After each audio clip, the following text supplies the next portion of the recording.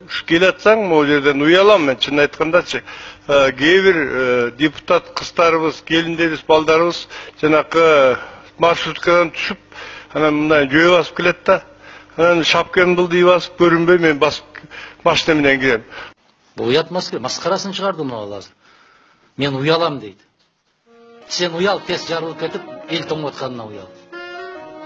Сен уял 386 миллион долларға 4 бу қазанды алмаштырғанға уял.